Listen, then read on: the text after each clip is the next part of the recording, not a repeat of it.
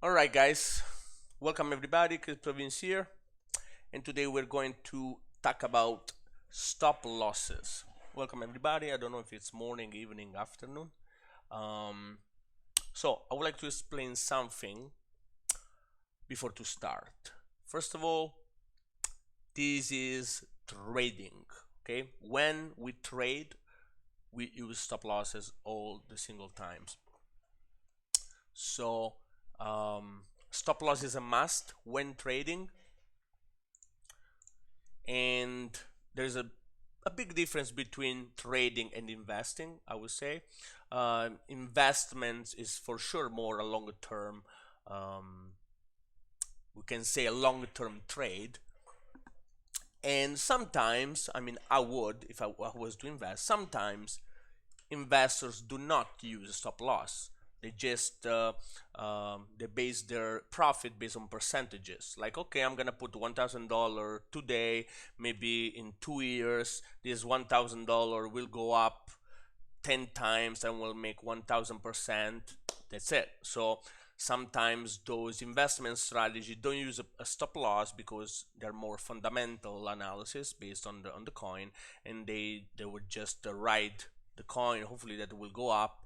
If coin goes down, they can buy more coins, um, and then wait for the coins to go up again and so on. So this is a different strategy. Here I'm trading.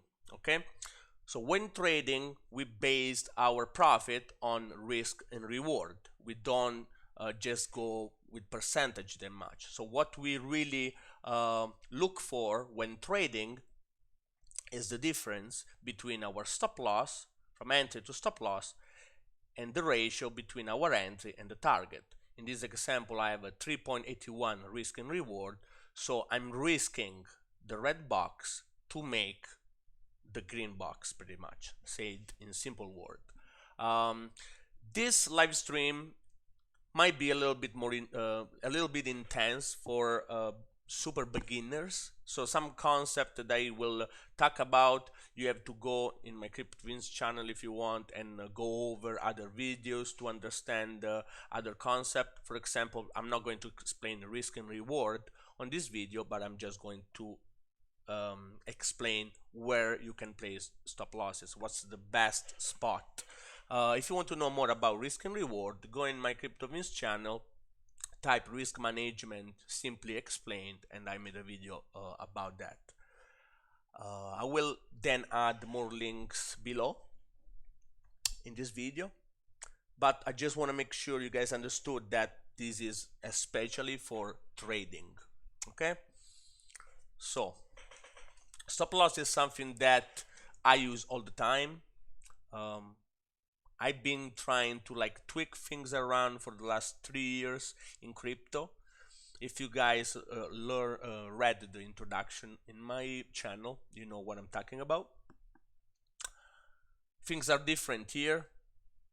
There's lots of manipulation. There's lots of wick that can put you out of trade. So it's always like very, very, very hard to find a stop loss process. And there are many ways that I use, in different ways based on if I use a market buy or if I'm using a limit order, and depending if I'm scalping, if I'm going a long trade, or if I'm going to go make pasta this afternoon and I cannot watch the trade, depend how many times I want to enter the trade, because sometimes I need to enter the trade 3 times to then nail that trade. Sometimes I just don't want to re-enter because I'm not babysitting the trade, so I'm gonna just enter one time. So I will explain all these things step by step. This might take like 2 hours, but if you're interested to learn how I do things, that's your chance. Okay, I decided to pick Atom just because it's a trade that I did. It doesn't matter which trade I would have picked up because I use the same kind of strategies for all trades. And I mean, I guess we can start. So this is the trade that I did. I just wanted to go over this trade to show you why I pick up this stop loss, and I will do this on another chart which is clean. So this is the Atom USDT on the daily chart. The daily chart for me, that I'm a swing trader, it's extremely important. I do like the daily chart because it gives me the overall idea. In fact, the main reason why I decided to trade Atom USDT, it was because I saw something that looked like an harmonic pattern. So this was the harmonic pattern that I wanted to try. Of course, this take profit is something, you know, maybe too positive, because, you know, I don't know that it will reach there, but, you know, it's something that, you know, could happen. Of course, we have then other horizontal levels that we have to watch for, and for sure is my horizontal level here. Also, the neckline of this possible could be also a double bottom setup, which price already broke up in my retest and so on. So let's go closer to set up our levels, and then we see where we should have put our stop loss. So why did I enter this trade and how I did based on this study here. So you guys can see I traced three blue levels. I just spotted buyers coming in on this massive candle. I mean, when you see this, as well as you see this massive candle here, you know, usually buyers are there. Why? Because, I mean, you see a downtrend, and then you see a massive candle that goes in contrast with this downtrend, and the power to go against this massive downtrend can come from retailers, and the only people that can do this kind of move is usually institutions. Okay, so this is trade price action. So when I see such massive candles that kill all the previous red candles and also killed an important high and went above an important low, well, you know, I start to think about, okay, this is it, this can go up. Now, if you are trading in the daily time frame, remember, stop losses are going to be different than if you trade in the lower time frame. If you're trading on the 15 minutes time frame, you're not going to use the same stop losses of the daily time frame, and so on. So this is the first rule. You need to place stop loss based on the time frame that you're charting. Because if I'm let's start to make those things here like that. So if I'm tracing this three-wave pattern, that, I mean, it's not an Elliott wave, because the wave number one is longest than the other, but I mean, I see a three-wave pattern there, even though they're not super they don't follow the rules of Elliott wave pattern. I mean, it's still a three-wave pattern, and when I see those things, could be like a rising wedge also if I trace the last part of the trend. Maybe I usually consider an ABC correction or some kind of a correction. Okay, so if I'm tracing every single wave, and I will trace my highs and lows all the time, there we go. If I trace every single wave, for sure my stop losses won't go all the way down to the block that started all the pump. Might go very close, maybe based on Fibonacci extension, based on swing low that I see here in the chart. So those are very quick trades sometimes, and those are trades that retailers do. This is an important concept that I will then explain later on. But if this is the block that started the pump, so institution bought into this red candle, people sold here, institution bought and pushed the price up, this level called demand is a level that institution might use in the future in order to buy the coin again, okay, because it's just where the price pumped. Okay, here there is another block, of course, that started this pump, but is this block important as this one? Not really, because let me remove volume here. Who bought this spike? Probably retailers, right? The institution already bought here. Retailers are buying every wave. Probably retailers are buying also the next higher low. And what I mean by that is that if retailers bought this and then there is another drop, the price will never drop as low as the demand, because there is FOMO. There's interest here. People saw the pump. That's what happens in Elliott wave. When you see Elliott wave forming, you will see usually price that never goes down to number 2, stops at number 1. Why is that? Because retailers just buy the swings. As soon as price breaks, it retested, price goes up again because retailers want to buy again. But when price will reach number 2, we reach number 2 when there is a massive correction and price might drop all the way down to the demand, and that's where institutions usually buy a lot. In fact, when you see those things, you will see maybe an ABC correction with dep B that will hit the demand, not this time just the swing high, and it will just go up again, strong in this case. So depending if you are trading the overall move on the daily time frame,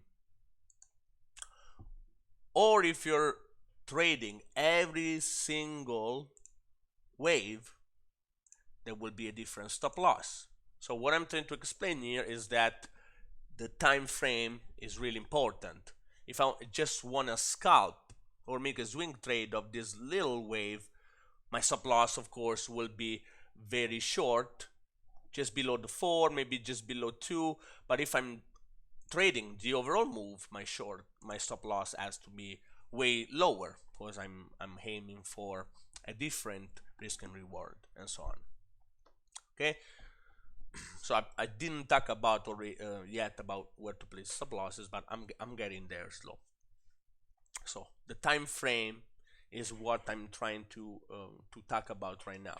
Of course, if I go lower and I go look at those waves, I will have different demand zone that I might use as a stop loss. In this case, we see that there is a high and a swing just above the high. So for me, this level could be a level where price could hit and go up again. Okay, we have this level that was already hit. For example, this is another demand.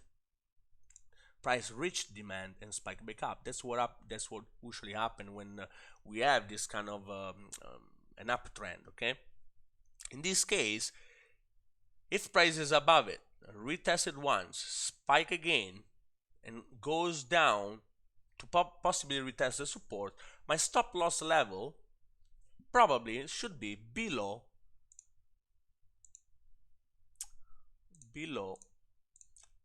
my demand that was not tested yet.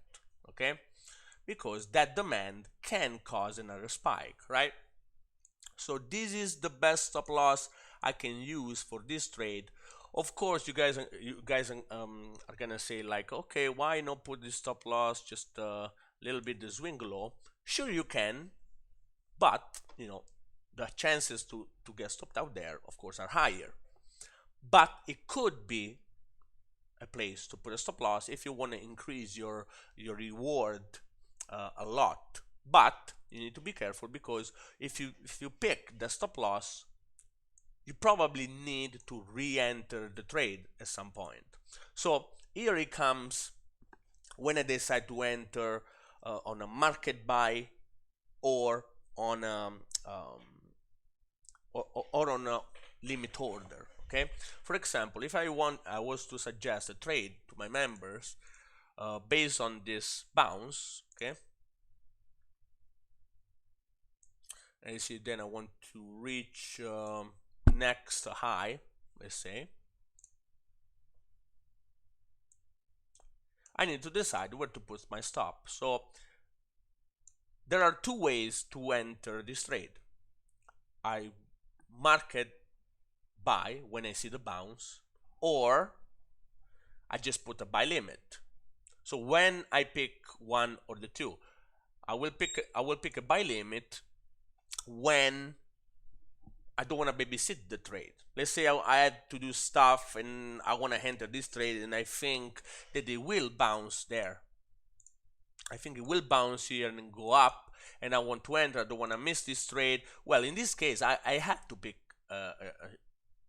a wider stop loss. I can even go below the previous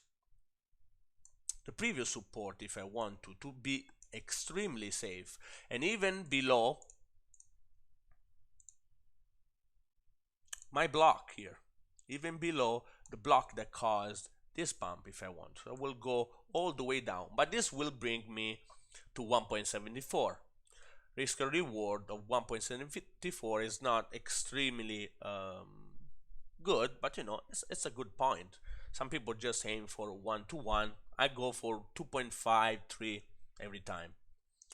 Of course, if you decide to just use this demand as your stop loss, you go here. Because there is a wick, I always go below the wick because I gotta count with the fact that, you know, the price reached there, maybe it will go there again, and I will just drop below the wick just slightly. And right now I have a 3 risk and reward. You know, that's good. That's better than before. But of course, the chances to get stopped out here, of course, are higher than getting stopped out way below. So high risk, high reward, and so on. And then I was saying that for a buy limit, that's what I would do. And then if a trade has space to wick down and do whatever and then goes back up, I will nail my trade. I use 3 commas, of course, to just set already my stop loss, my take profit, and so on. So that helps me a lot. But if I'm looking at the trade and I'm on the chart and I'm looking at the bounce, do I really need to use such a wide stop loss?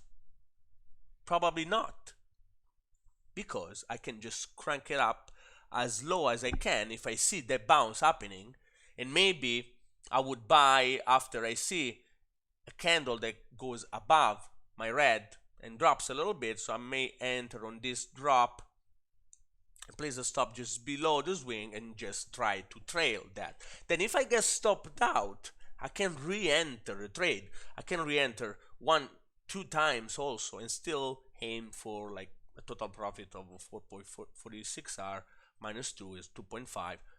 But what I'm saying is that you can re-enter the trade. Because you can re-enter the trade, you don't need to put such a stop loss.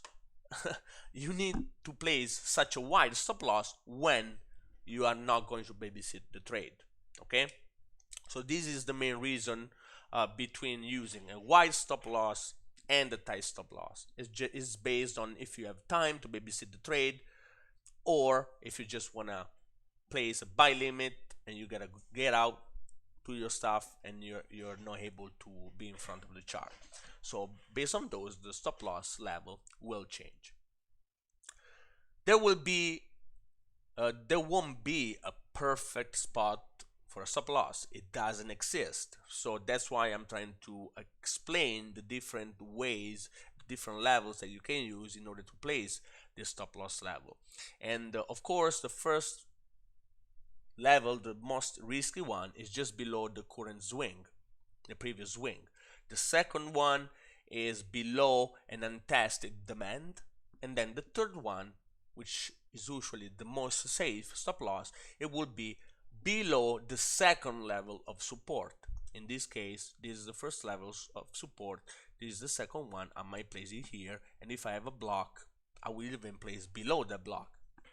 Okay, so that's how you start to like tweak your trade and decide where you're gonna put the stop loss and so on. Now I want to make this the exact example for the trade that I did here to make things clear right now. So what I did here, I set 3 levels of support. What are our levels? Okay, let me cancel everything here.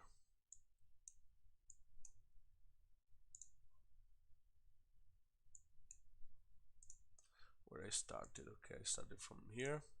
So I trace this level because this is the range high of where the buyers pushed until. So price dropped, boom, buyers were stopped out here.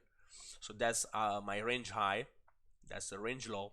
Price broke, retest the level. So as you guys can see here already, price pumped up on the wick. It didn't go all the way down to my my demand. So what I can say by this, I can already say that there is some FOMO in the chart.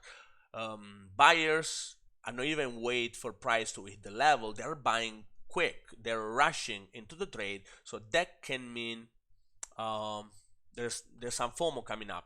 There is so much interest. Price might go up a lot. Okay, if I see this happening many times, I may think, okay, I can trade this. I can use higher targets. Okay, so then I trace this one, and why I trace this level? Well, and it's another important high. Price stays above this high, so it's another level. As you guys can see here, every single demand was taken. So price goes up, goes into demand, goes up, goes into demand, and so on, goes back up. So I traced this other level. Then I traced the top one. So this for me was another level also. I can trace either for the candle closed or for the wick, from the wick. The wick usually I trace dashed. Okay. Because the level is the candle close. Okay, because I'm trading 8 hours time frame, that's my candle close, that's the level that I want. The wick is just the wick, is important because price reached there. In case of FOMO, the wick might give the bounce, not the level, as it happened here. Here also I could have traced the dashed line, and I could have traced the level, and I could have been waiting on the level, but nope, the wick is what counts. That's why I trace both, and I try to like understand which could be the best level. If I know there is FOMO, I will enter by the wick. If I know there is no FOMO, I may enter from the level. It depends. Okay, but that will change a lot your stop loss placement, because if you decide to go higher compared to this bottom, well, your stop loss will be wider. Okay, so let's see where I entered here. So I entered based on in between the level and the wick, because there was an high here. So it's always important to consider the most local high. And if I'm here,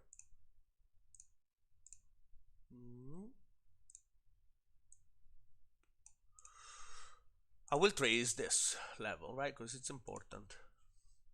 Okay, the most local levels are, I think, the most important, because they tell you a lot about the price action, the most current price action.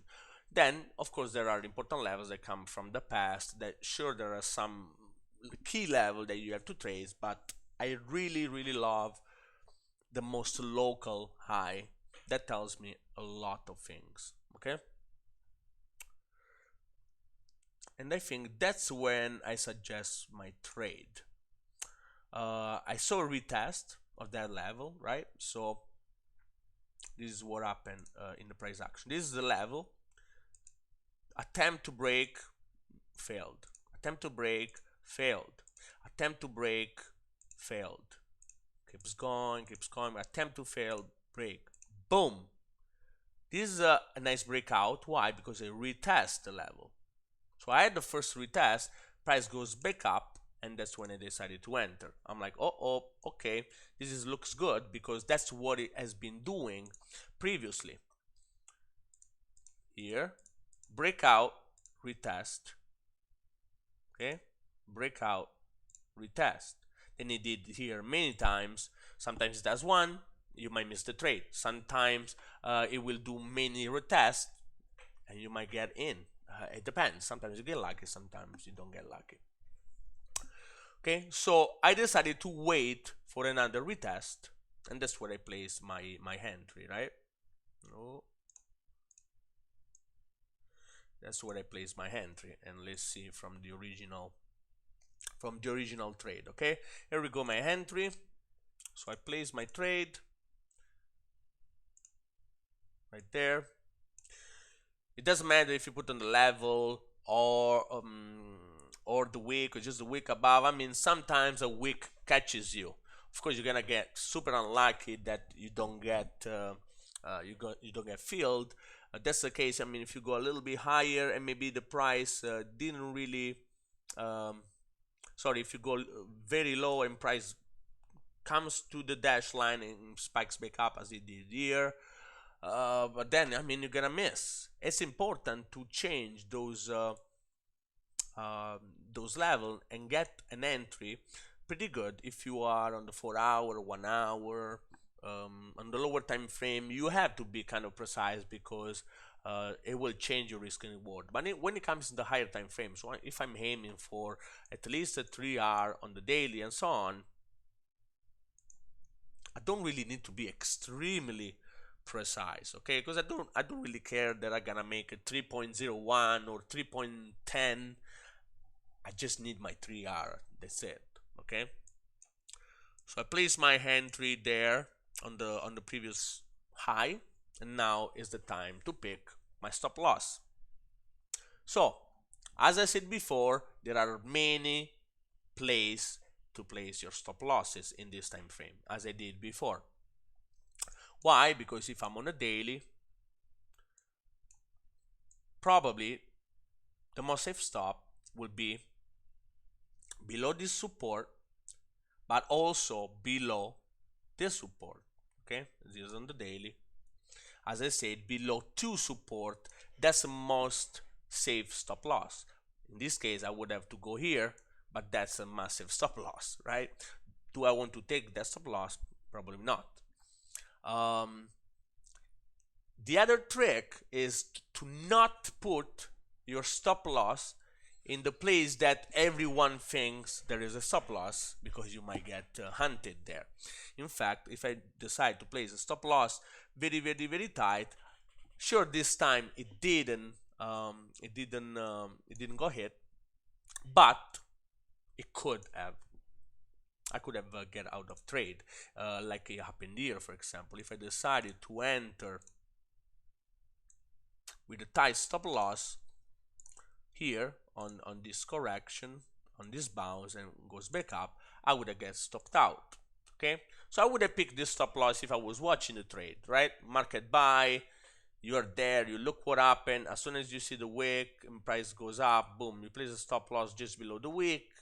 You can even place above the wick, because the wick already happened, and just hope that it goes up again. If you get stopped out, just re-enter. So in this case, depending if I'm looking at the trade or not, I will decide if I want to go here, I want to go lower, and so on. Of course, the better stop in this case would be a little bit lower, so below the second support, below the wick. Okay, first support, second support, below the wick. That's already a nice stop loss. Then depends where I want to go, the target that I want to aim for, that might change your stop loss. Why is that? I had the neckline here, or this high, this important high, that was my target, one of the target I was aiming for, and you guys can see, I mean, this goes over, way over my first target. If I was going to close a nice trade, that's what I would aim for. In this case, I will have 1.17 risk and reward. That's a shit reward.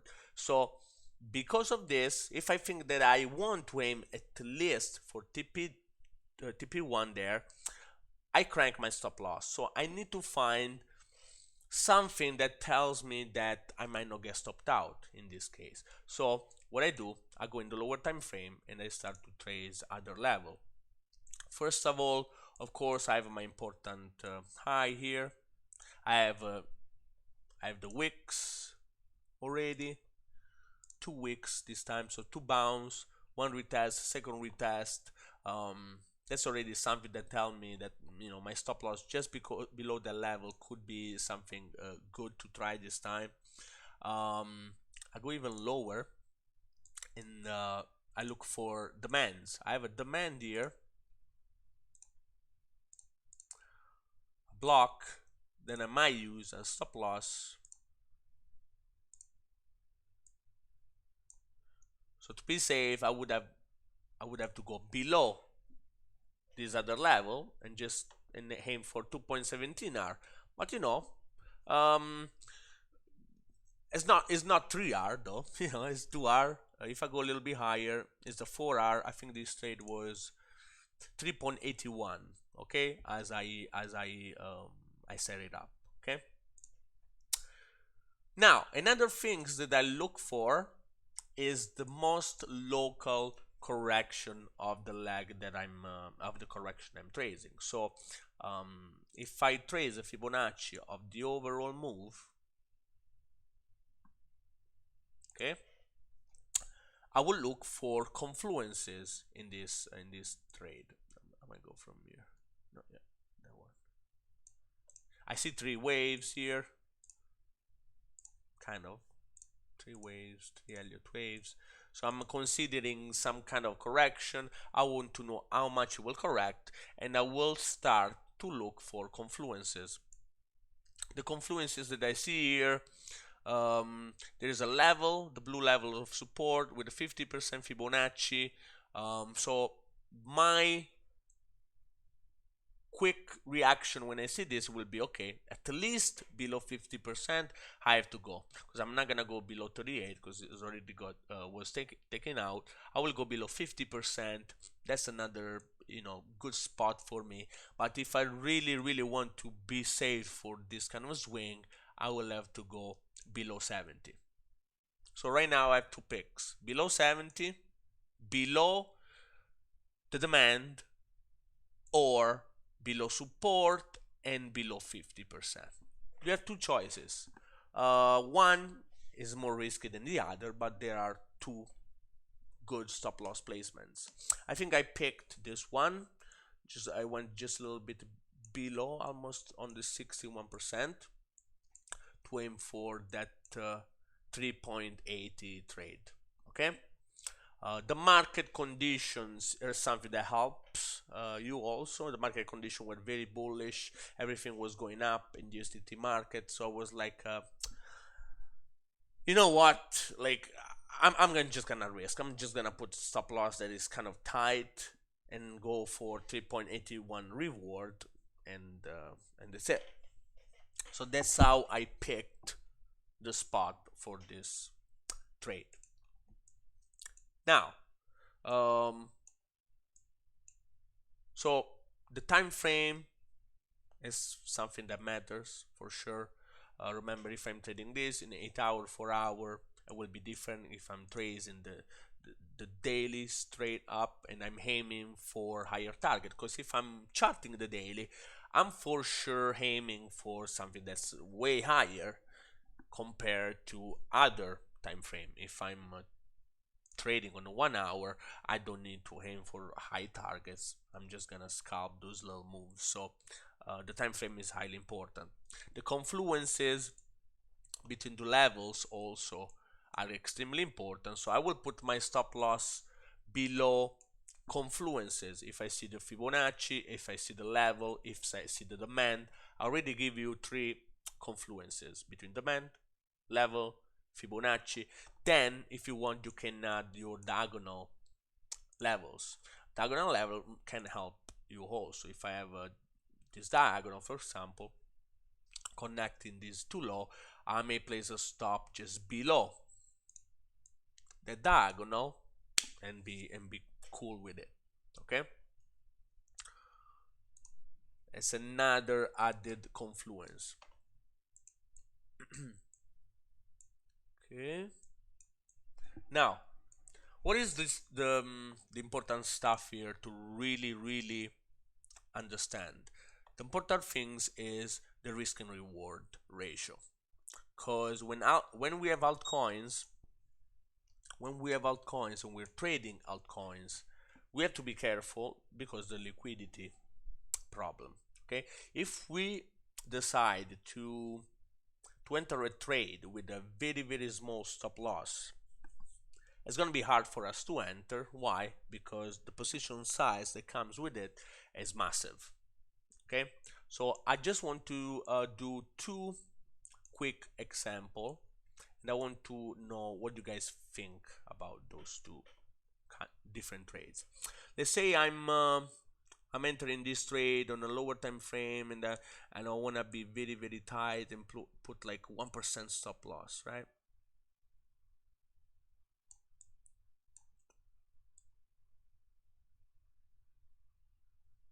Let's say like that, okay? And I want to aim for 10R. That would be my trade. Okay, I enter after a week, I put the stop loss just below. I'm extremely, the chances to get stopped out are extremely high in this case. And then I want to place a trade that I entered there. I just aim for the same target. So the coin will go up 11% as the first one. But I decided to pick a stop loss that is a little bit safer. In this case, I want to aim for 3R. This is pretty much the stop loss that I picked before, okay? Just below the 50% right there, okay? So what's the difference between those two trades? Which one will give you most of the profit? We have a 10R versus a 3R trade. Let's make a trade just to make it easy, all right? So in Forex, in market where the coins are so liquid that you can enter with like $1 million, it's easy. I mean, of course this trade will give you more profit, right? Because you're entering with 1%, with 1% risk, and you are going to make 10%. In this case you will make 3% because you're entering with 1%, but you're aiming for 3R. But how many times can you risk to get stopped out here compared to this one? A lot. Many times here you can get stopped out, as it happened here, for example, with so many wicks, so many bounces. So it's not easy to enter many times an altcoin when your position is massive. And I will make an example here. Okay, CryptoWins2. Let me grab my calculator. 1 second. Oh, what is it? Calculator. Okay. Well, if you guys don't know the calculator, position size, risk management, you gotta do your own. You gotta learn on your own. But what I'm talking about is if I have a portfolio of $10,000 and I decide to risk it with the 1%. Okay, my risk is 1%. My stop loss is 1%. Okay, so based on the first trade. Okay,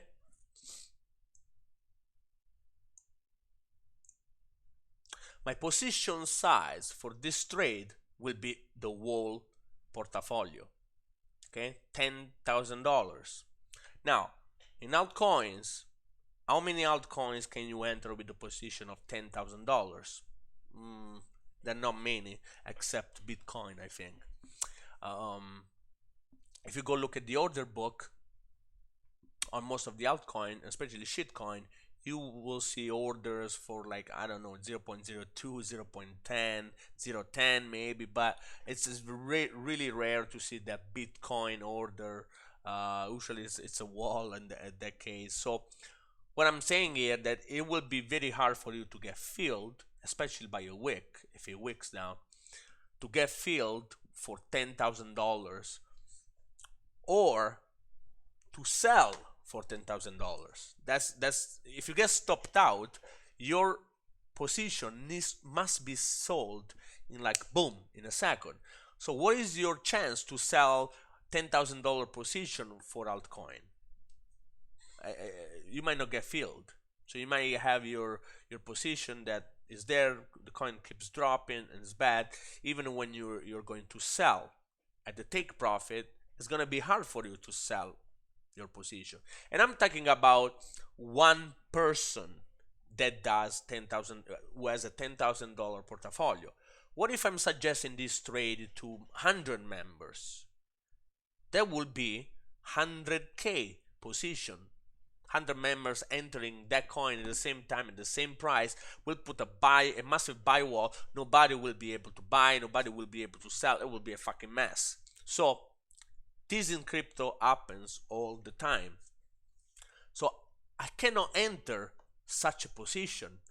Imagine if I want to enter such a position many times. If I get stopped out, I want to re-enter, get stopped out, I want to re-enter. I gotta re-enter like 3 times, let's say. And if I, at the end, I get that position, sure, I can sell a 10R, make a 7R, okay, good, I did it, but it's very unlikely that it will happen. On the other end, if I lower my stop loss, and I use this time at 3.63%, let's see what will happen.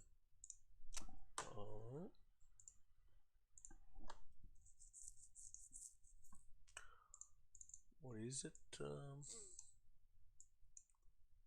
3.63%. 3.63%. Okay. Now my position size is like 1/4 of my original position. It's 2,700. Okay. That's already something that is more manageable. You can enter a position with 2K. Probably still high, Probably still high. That's the reason why when I on most of my trade are done in the daily, my stop losses are way more important, and I can even use a stop loss, and I will just make an example here.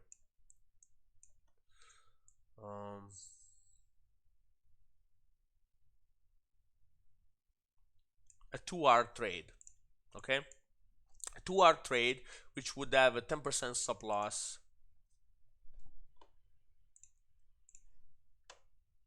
10% stop loss. This means that I will enter a position with 1K.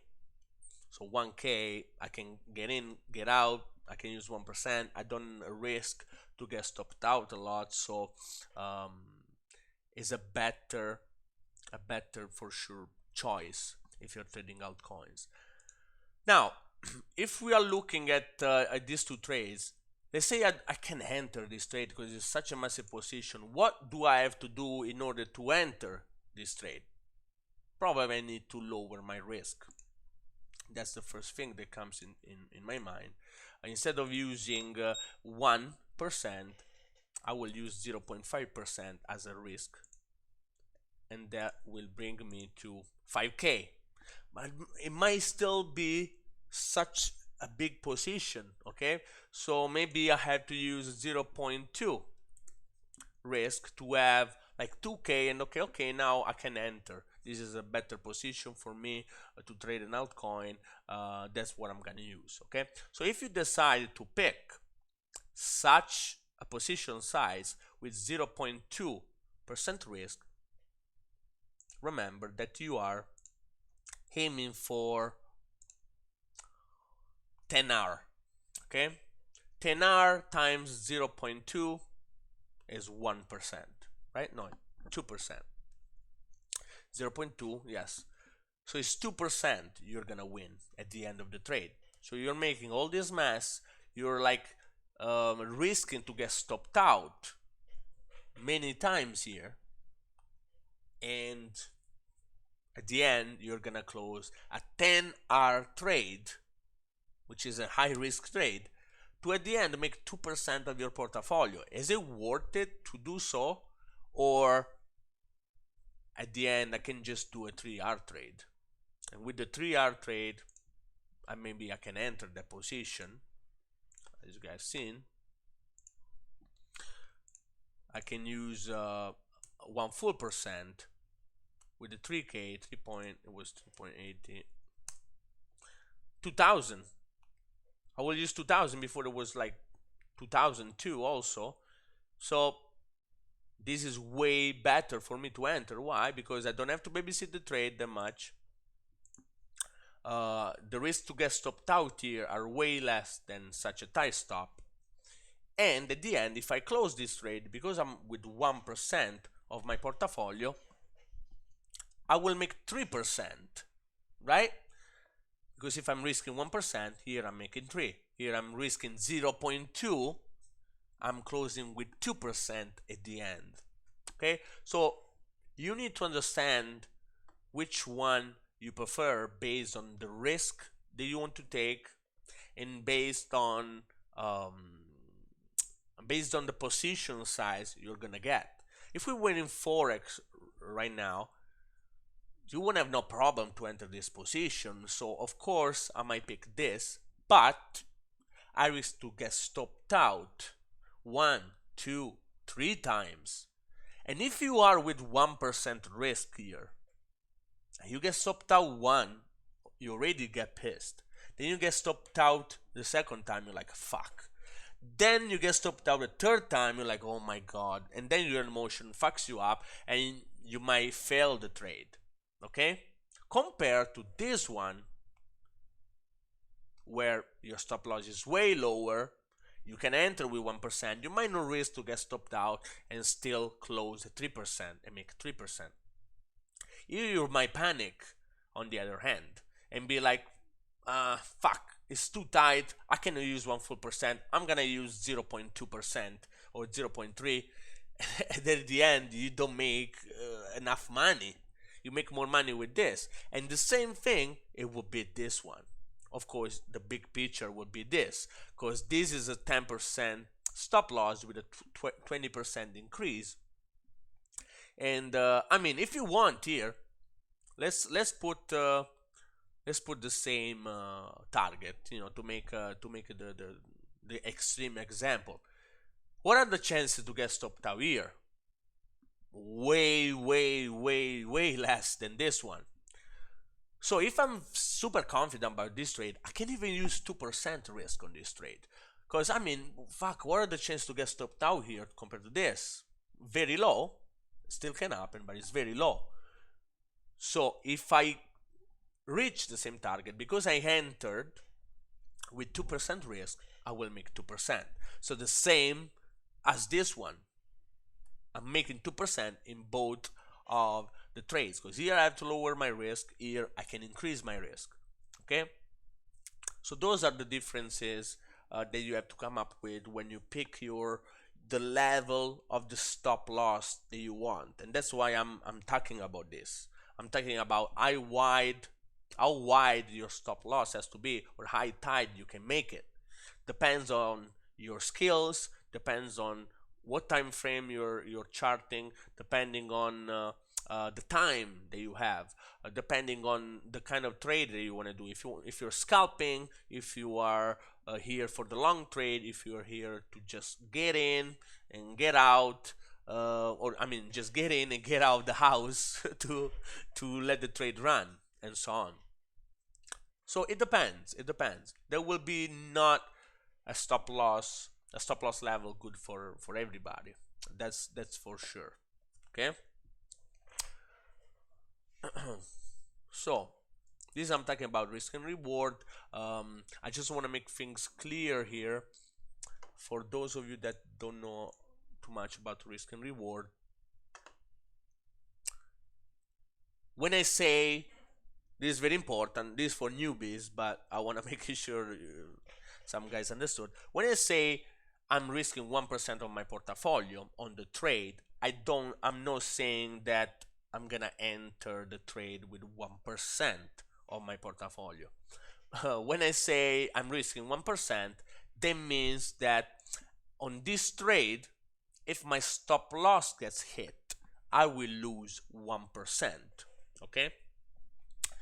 And by doing so, you can use the calculator, that's why the calculator is here, to calculate the position size that you need in order to lose only your 1%. Okay, and so let's make a quick example. If I have a portfolio of $10,000, I want to risk 1% of my portfolio, so that's how much I'm gonna lose if my stop loss is hit. I will insert here the stop loss percentage, and then by a calculation that I explained many times, I will have my position size. So I can enter this trade with $2,600 dollar. Okay.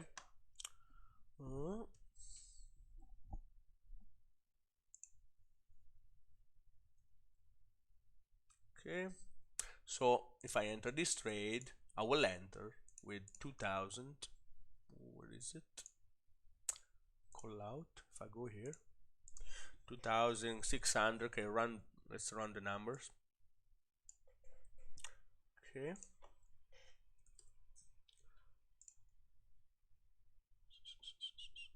Where is it? Here. So if my stop loss is hit, I will lose minus 3.63%. Oh.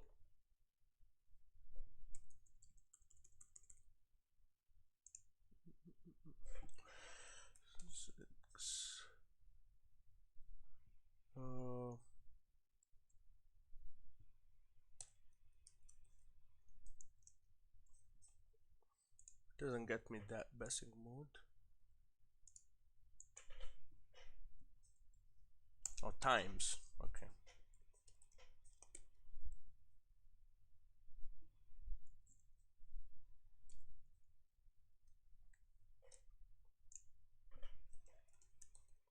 $3.60%. Okay. So I'm gonna lose $93, which is pretty much $100 of 10K. Okay. Of course, I mean I didn't want precise with the percentage, but I mean if you want precise, I can make it precise. Okay, I make a 4% stop loss, right? If I go my calculator, I put 4% stop loss to make things rounded. Okay. If my risk is 1%, my stop loss is 4%. I have to enter with $2,500. Let's go here. 2,500. All right, and my calculator. So 2,000. If my stop loss is hit, I will lose 4%. Right? 2 times 4%. Boom, $100. Okay. So that's how you calculate your position size. And I will lose $100 even though if I trade this trade. Okay. Let's make 1% here.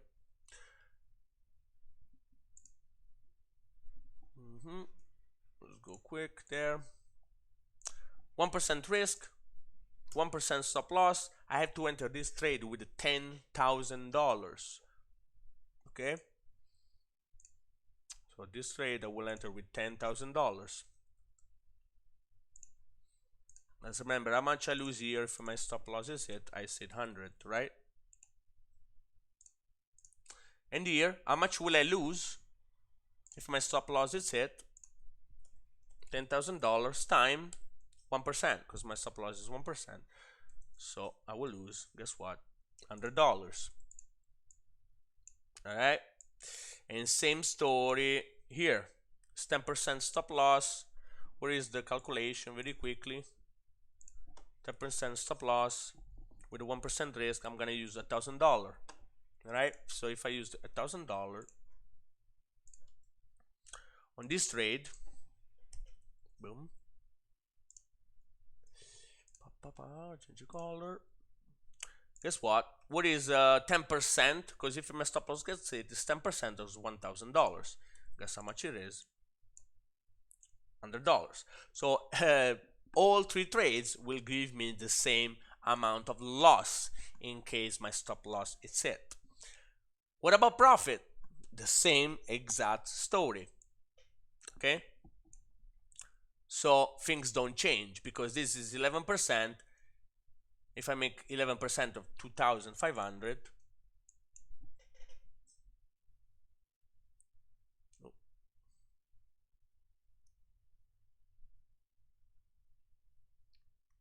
there's a best emoji. So thing will be exactly the same. They will give you a different target, of course, based on what your risk and reward is at the end. Okay, so if I'm entering 1K, if I reach here, make the calculation and you will come up with the results. So it's the exact same thing. It depends how much risk you want to take for your stop loss at the end. Okay, let me find your something for you.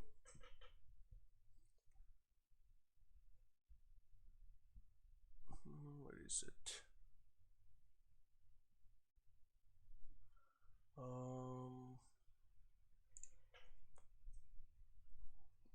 Where is it? 50, 50, 50.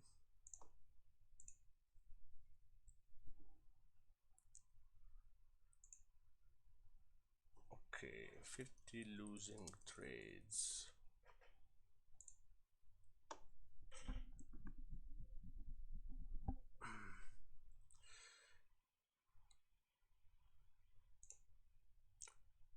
Okay, so I'm gonna explain this to you very quickly. This is something that I post all the time. You can find in CryptoVince channel also. This tells you for a risk reward of 1 tree, what's the break-even rate. So your break-even rate is 25%. So this means that you can actually lose 75 times out of 100 trades and win only 25 times without being in loss. So to break even. So if I take all those trades, all my trades are 1 to 3 risk and reward, for example, and I take all those trades, bam, bam, bam, and I can lose 75 times and win only 25 times to break even. Okay, so this is telling you that a stop loss should not scare you. A stop loss just protect your capital. A stop loss is not a bad thing because it's protecting you for a massive loss that you cannot recover. If you enter such a trade and you make 100 of those trades and you lose 50 times and you win 50 times, so 101, look what happened. First 50 trades are winners, then the other 50 trades are losers. Portfolio 10,000, 50 winning trades, 50 win trades. You can see here $300, 15K. 50 loser trades times 100 equal minus 500. Okay, so the 50 winning trades, I'm winning 3 times my risk, and for the 50 loser trades, use $100. Okay, so you lose 5K at the end. 15K plus minus 5K is $10,000. Let me remember. Okay, portfolio 10K, winning trades 15, so you go to 25 minus 5. At the end, you make 20K. So you still double up your initial portfolio and you lost 50 trades in row. Okay, I think I made another example for a 1 to 2 risk and reward. So if you pick the major trade, and you always do those kind of trades, at the end you risk your portfolio is 10K, you win 10K, on the 50 trades, and you on your 50 losers you lose 5k. At the end, 10k plus 20 plus 10 is 20, minus 5, 15k. So your portfolio is up now 50%. Okay, and so on. Akhtar, yes, this of course you make more money, yes, but of course you have to reduce your risk on this one. Of course, if you're able to enter this trade with 1%, here's well, you make more money because it's more R. But I explained that in this kind of trade, probably you will never enter with 1%. One, because the position size will be too big, and second, because you might end up getting stopped out too much, and you might not re-enter again because it scares you to just use 1% risk. So in this case, you have to lower your risk. Here, though, you can enter with 1% and make more money than this one. To make more money than this one, because here is less R's, but you're using more risk in this one. That's what I'm talking about. Probably I said something wrong here. I said that is the same profit. I didn't mean the same profit. It's the same percentage of increasement. Okay, let me correct myself there. Of course, different R's, different trades for the same amount of risk, I will give you more profit on this one, of course, and less here. But again, make sure that you know you can enter this trade with 1%. I wouldn't personally use, never I will use 1% for such a tight stop loss. It would be crazy. It would be crazy. If I do it, I call it a high risk trade, and that's how I do in my channel. I make it clear that I'm using a tight stop, and I say high risk trade, guys. And if that happens, members know they're not gonna use probably 1% of the trade, or if they do, they know that they need to re-enter the trade more of the time. Of course, I'm not going to babysit my members on on every single setup. That's why I rather use a wider stop, so we don't have to re-enter many times. In fact, is very rare that I re-enter a trade that I suggest in my previous channel, because my stop loss are always pretty wide. They count for volatility, they count for wicks, they count for possible stop ants, anted, and so on. I have to add one thing that is important for some. They use 3 commas, and we were discussing this in the chat channel the other day. The stop loss, what's called timeout. Okay, the stop loss timeout is a feature that 3 commas has that counts for when the coin just goes down very quick and comes back up. If you put a stop loss timeout, you can set, let's say, 1 minute timeout, and your order won't get triggered for 1 minute. So why that can be important? Can be important because the coin might wick down, boom, very quick, comes back up, and then goes to your target, and you don't get stopped out. Okay, this could be a good feature because you're still in the trade. In fact, happens to us with ZRX the other day. There was a wick that went fast, 1 minute chart came back up. Nobody got stopped out, but not because the stop loss timeout, but because there was a lag between 3 commas and Binance. Anyways, if you have stop timeout, though, could be bad, because if this things doesn't recover and the market dumps, so it goes down quick, you don't get triggered, and then it keeps going down. After 1 minute, boom, it's sold, and it's sold, let's say right here. Okay, let's say it's sold at this level. Okay, so if you had $10,000 on this trade, you would lose like so much. Why? Because this is 1%, right? Your stop loss is 1%. If the coin dropped 8%, guess what? You are losing 8R on this trade. So stop losses timeout for trades that have a very tight stop losses are not recommended at all. On the other hand, I can use a stop loss timeout if I want for this trade, and my trade is like 4%, right? A stop loss is 4%. So if it drops all the way down to 9, I will lose 9%. That would be 2R, 2 times my stop loss. So I'm not gonna lose a crazy amount of money. I'm just gonna lose the double of what I would have lost, which is if I'm risking $100, I will lose 200. Here, if I'm risking 100, I'm gonna lose 800. Okay, and here I won't get stopped out at all because my stop loss is so wide that it gives me time for the price to move up and down. So this is another reason for which why you could use a wide stop loss. It's just, you know, something to add, but I don't know if you guys use the stop loss timeout at all. Okay. So to recap a few things here,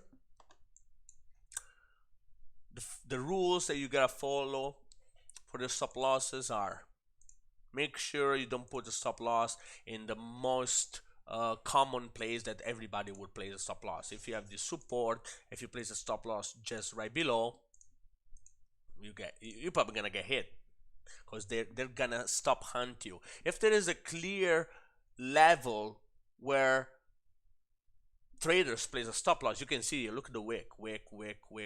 Like this is a clear level. So this is a level of liquidity that can be hunted. So if like it's pretty clear there is something there. There are gonna be retailers that put a stop loss there. So that's why those things happen. Price comes back down, it's all the stop loss are taken, a lot of stop loss are taken, and price boom boom boom. It moves all the way up. So never place a stop loss on the most common spot in the chart.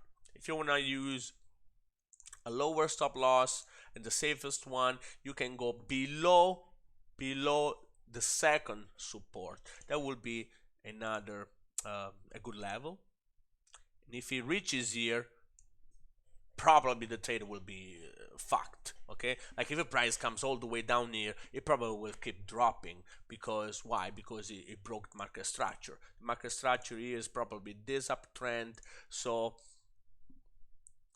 you know, like if it comes here, it's probably over. It might go up again and then drop even more. So you don't really want to put a stop loss that is way out of your trend line, but you know, it's for sure a safer stop. Okay. And then of course find confluences. I mean, by typing your Fibonacci retracement. For example, here I got to the 50% level. This price reached 38. You can place below 50, below 61. That could help you to find that stop loss level. The blocks also, as I said, find the blocks that have they were not tested yet and place a stop just below those blocks. Of course, this is the one here that was untested, and then I mean, and the higher time frame. Then there are others that have been all tested right now. But if the price was here, of course, I would trace this block and make a stop just below it. That would be safe. In fact, price came. Oh, let me remove this. Came inside the block, boom, and spiked back up. So find spot below some blocks that might help you also.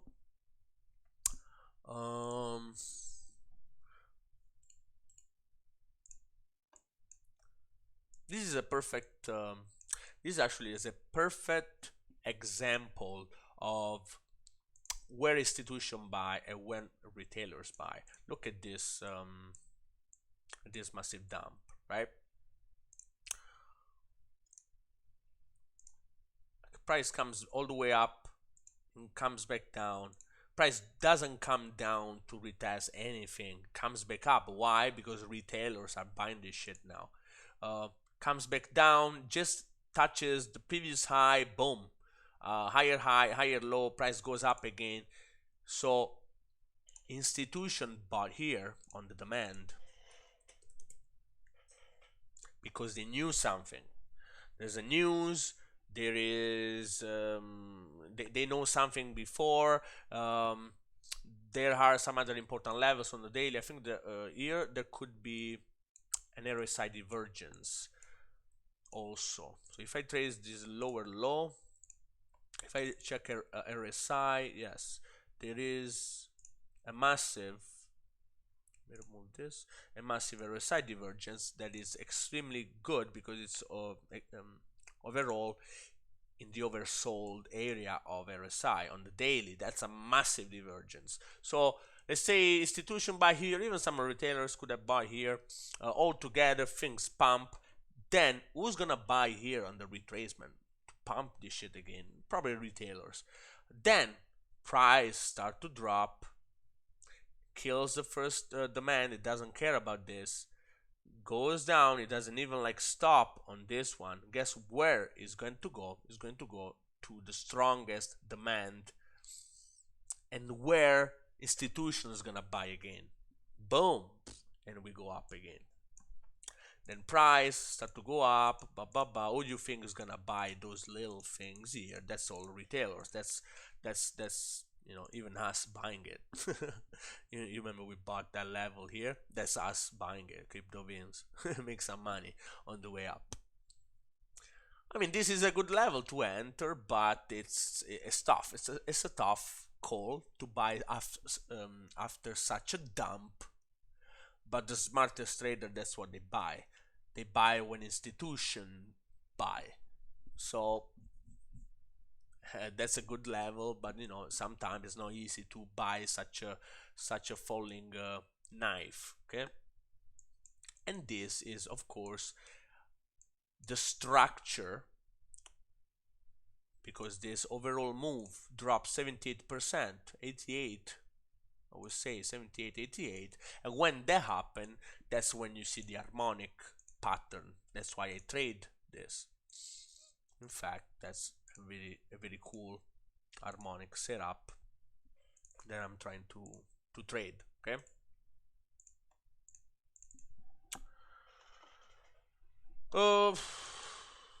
What else should I add? Okay, let me read some questions here and then I can answer. I'm just gonna go over my paper because for the first time I took my notes, and to be honest, I felt more confused than when I go with the flow. So I talk about time frames, I talk about confluences, talk about risk and reward in crypto, why stop loss might be more important, difference between 1 to 3, 1 to 10, risk and reward. The stop loss is so important when it comes to deciding which risk and reward you're gonna take. And I made a perfect example on those 3 trades. If you're scalping, gonna use a tight stop loss. It's gonna be different, of course, than using a wide, long swing trade stop loss. Of course, it's gonna be totally opposite. The stop loss timeout, I explained that it's important for a stop loss timeout to put those timeouts when you have a very wide stop loss, otherwise you risk to lose a lot of money. The stop hunt are all over the place in crypto. Make sure you don't put stop losses on the most common levels where everybody could put a stop loss. The difference between market buy and buy limit, so a buy order and limit order, differs, because if I market buy something, I know where the bounce is. I will put a stop loss just below. When on the buy limit order, I have to place wider because I'm not gonna babysit the trade. I won't be able to enter the trade because I'm not looking in the chart, and I have to use a wider stop, and so on. Okay, so those are little tricks and tips that I found while charting my coins. Let me answer a few questions. In the meantime, let me put. Oh, the market is dumping. You see, Bitcoin is dumping more. Ooh, Bitcoin is dumping here. Probably some of my stops got hit. You guys have seen the recap on my channel, so I'm not much worried. I knew these things was gonna happen. I might have lost 2 or 3 hours the most, but you know, made 13 and also 15 hours with the Ethereum trade. I'm way more in profit. I don't really care. In fact, I'm doing the live stream. that's that's the example. Oh, let me put this away. I even raised a stop loss here. For example, here that you see the red level, that's where I place a stop loss on Atom. But that's a stop loss to get hit. You know what I mean? Like I raised the stop loss so high because I'm like, you know what, the market is probably about to dump because BTC doesn't look good. So I rather get stopped out and close with the 3.80 R, because that's where we at, instead of just placing a stop loss. Like in this case, I would have put like below the wave 4. That's the most safe spot. But if I know that, if I'm pretty sure by the market condition that the market is going to drop, like I can even close this trade. I don't have to wait for my stop loss to get hit and hope. Like, fuck, I re-enter after if I need to. But right now I just raise it very high. I still didn't get stopped out, but I think it will. But I want to get stopped out here. I don't care. So I'm really like risking that this thing might not get stopped out, but I think it will. I just cranked it so high. If it goes up, I get lucky. I get to TP3. Otherwise, I don't really, I don't really care about stopping here or closing the trade here or whatever. It's nothing. So you gotta try to understand the market too and see what to do in those circumstances. Then the other big question is also where to raise your stop loss, and that's pretty much the same exact thing that I explained. You guys can see here the waves that I see. So if price comes here and start to drop, maybe you can raise to entry, but you might get hit because there is no level here. The best level to raise your stop loss, it would be maybe below C.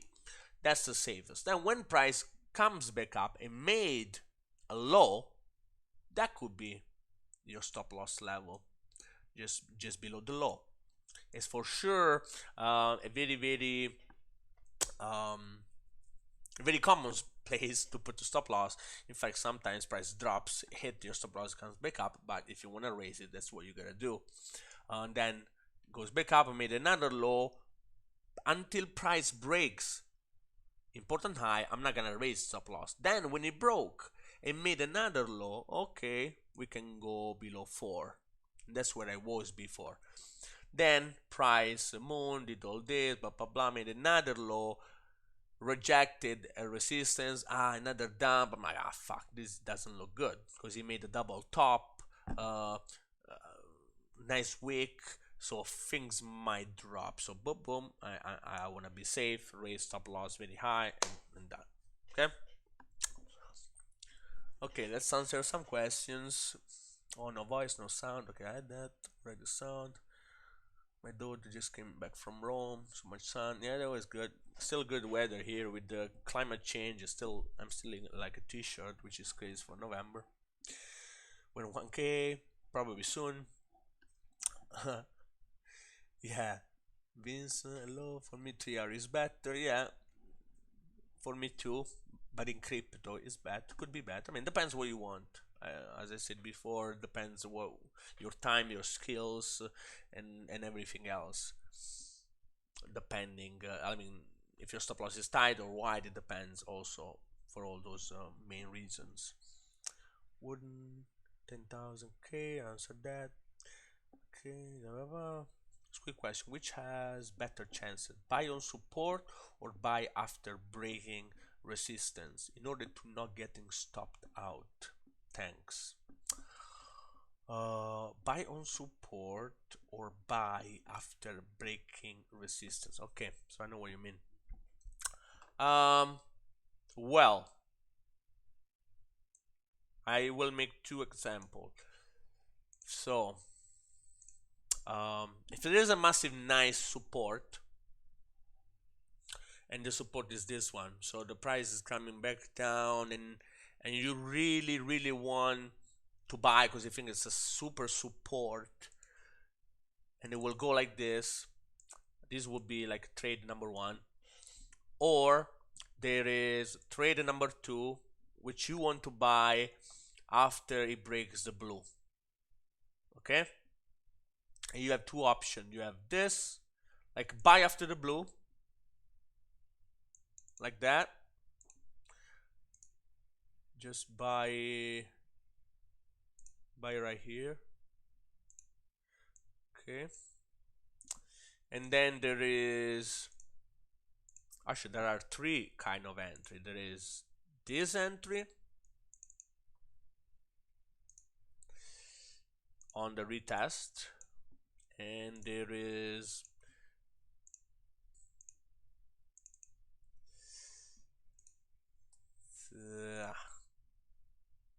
this after it bounced, so after you see the retest or after it breaks local high right there. Okay, so there are many ways you can enter, and depends. I have too many things. One time on the first option, you just buy it. You put the buy limit and you go, and you place a stop loss. That's when you're very confident it's gonna bounce, and there are some signs that tells you that it might bounce there. For example, Bitcoin, the 7.4 level that I nailed, that was a buy limit for me. I didn't buy market. Okay, after I think I buy market later on in another position, because yeah, I think I had a buy limit at 7.2 that didn't go filled. Then I see things, okay, I'm gonna buy 7.4, and then I enter. It depends. So if it's a good support, you place a stop below. It's tough to place a stop below here, because if it's all-time low, it's gonna be tough to place a stop. So up to you. Or you put a stop, and then if you get stopped out, you re-enter, or you wait for a bounce. If you wait for a bounce, then you have all those options. When on a breakout, is never recommended. I rarely buy a breakout, except if I fucking know this thing's gonna moon, and I know there's FOMO. Maybe I know the news. I need to buy it. I know it's not gonna fake out. Okay, most of the time the breakout is a fake out. So if you buy on the breakout, it might drop and you're fucked. The best entry for me, if you're confident on the trade, is the retest. Comes back up, then it goes down. As soon as you see some kind of good candle, maybe a hammer, maybe a bullish engulfing on the lower time frame, like an hour, 30 minutes, something that tells you these things might bounce, you can enter there and place a stop loss below. Or even better, you wait for the breakout, the retest, the confirmation of a retest, the break of a previous high, and then you buy when it's starting to go. That's most safe spot. There is no best spot for those three that you can pick. Like every one of those spot will have his own. It can fuck up. Like there is no 100% rule. That you just go, okay, I'm gonna do this. It's gonna work all the time. No, there will be risk in every single of those three. Depends what kind of risk you are taking, depends where you want to put your stop, depend of your overall TA, what he's saying, and so on. Okay.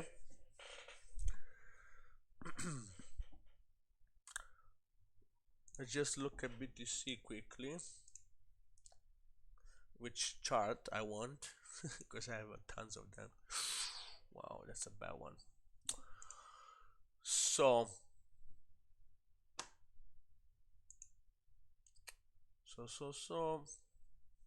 so yeah, Bitcoin. Oh, this is my wrong chart. Where is the Bitcoin here? I need to go on Bitcoin. Oh, Bitcoin.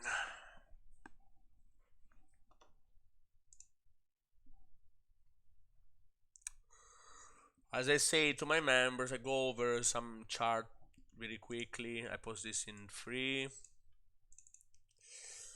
Well, I mean that's the confirmation we needed. Pretty much, we didn't have any confirmation to break above the weekly supply. That was my super confirmation. Didn't happen yet. Got rejected in spinning top indecision candle. The indecision candle is the one that made the coin bouncing up and down for like a week without finding a direction. If I put my daily chart, Bitcoin was bouncing, and now we have our other important signal here.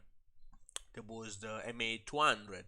I said 1,000 times, I don't know where this thing is going. I can just picture some scenario, but I don't know where it's gonna go until it breaks either the the MA100 or the blue, which was acting as support, and the green was acting as resistance. MA200, MA100, it broke.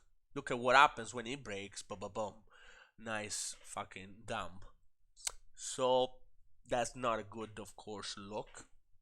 Not at all. Because of this, now I have my confirmation that we might drop way lower. I will be looking at those other levels that I traced on. No. Here. So I'm in the live stream with this chart, so I'm not spamming anything from premium. Those are the level to watch now. The daily breaker block is for sure the most important one. But oh, this is Coinbase. Coinbase broke the trend line made by those two wick. It's still above it on log scale. If I switch to linear, no, linear is way lower. So well, I think it's pretty bad this break. But we might see some kind of retest of the 50 here, and then a nice little bounce, and then a drop again, probably, because those dump never happen like this. We will see like a relief rally as it happened here, pretty much. See Bitcoin dumps, breaks the MA200, right? But it doesn't drop more. It retests, it drops more. It retests, drops more, and drops more all the way down. Okay. Now we did the same. Retest. Buyer tried to keep the price on 9K. Boom, boom. Now what it will happen probably, if there's no panic here, it might come back up to 10 again, 10 again, maybe, then boom, boom, drop more. Okay, those are some ideas. Of course, I'm not gonna trade yet these things until I know a better direction.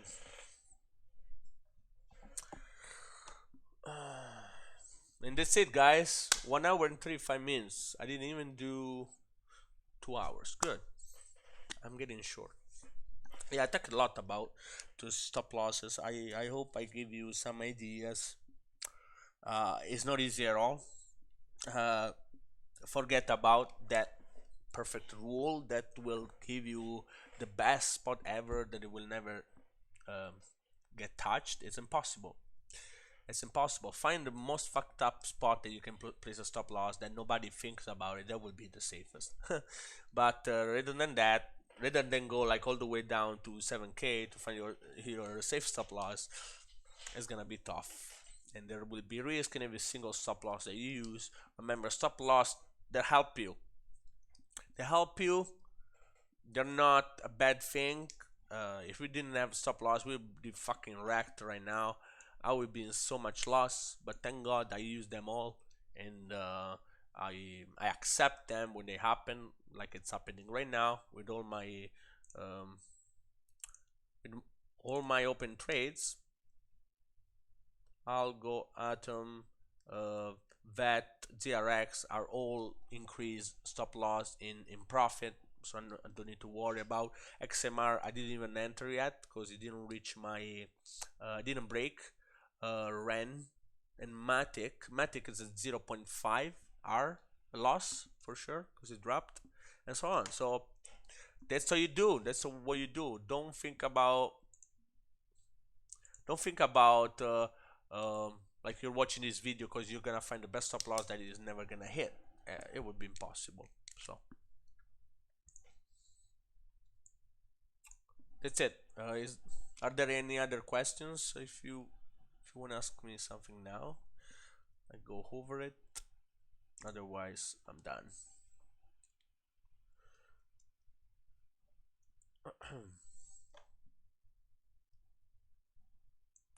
For sure, even LTC dropped for sure. It didn't make it above my super important level that I was counting on, but yeah, it didn't make it, I think.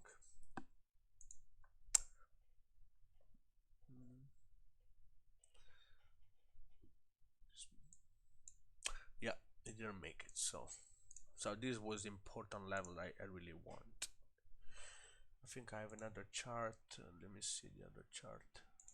It is on Binance. This is Binance. On my altcoins here. This is USDT Binance. Yeah. So that was the important level for me to look for. I told my members, guys, let's keep this thing with stop loss just above in profit because we enter around this level. I think if he breaks this level, it's gonna make start to go up a lot, but it didn't. I found this new diagonal resistance. I think it's pretty important because he has 1, 2, fake out 3 touches and 4 exactly on the level of horizontal, on the horizontal level.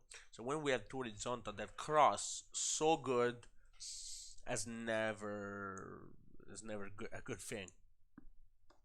It broke this diagonal downtrend on log scale. Sure is something, but I really love the horizontal. So when the price will break and maybe go up and challenge the seller that was here, that would be more important for sure. Right now it didn't. I really wish that this thing would break, but nope.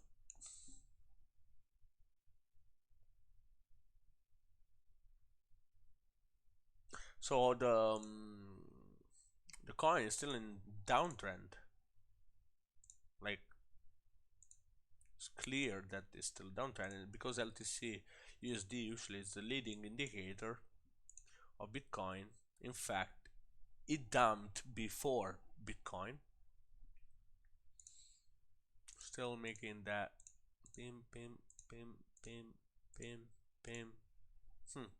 Where will we go? We will go there, or we'll bounce on breaker block and finally start the reversal.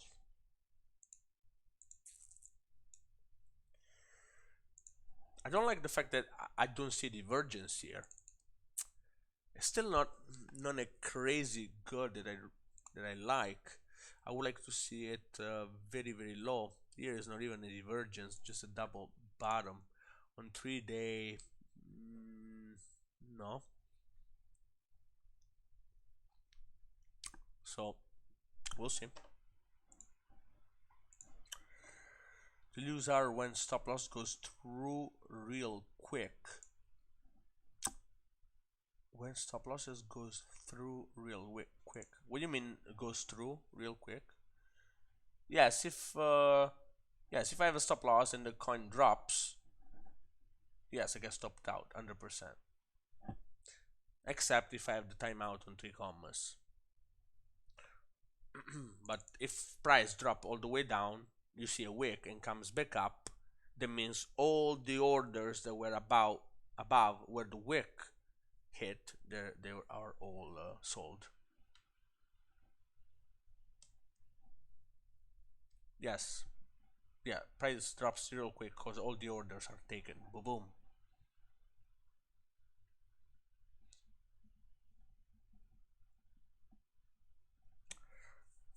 Oh, with the stop loss timeout, you mean? Let's lose -1.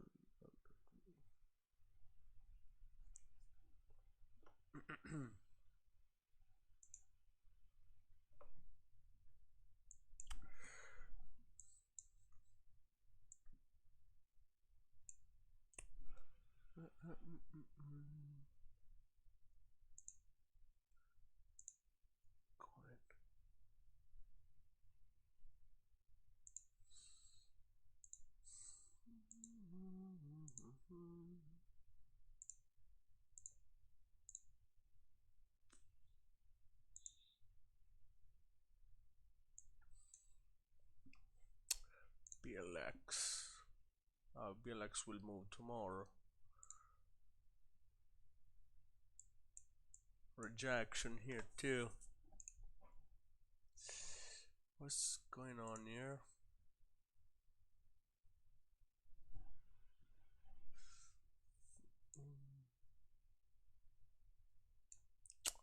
Dropping a bit.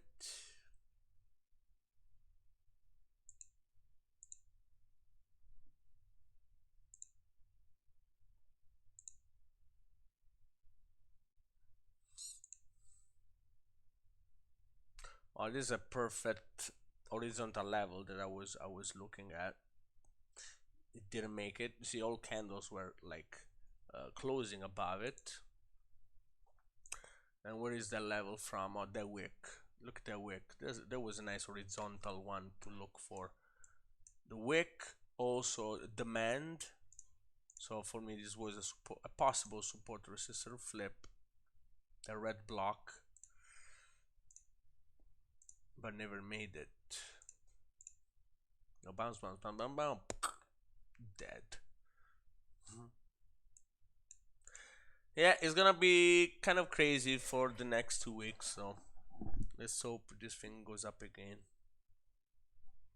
Right, guys, well, thank you so much for listening, and we'll talk to you guys later soon in the chat channel. Thank you. Have a good one.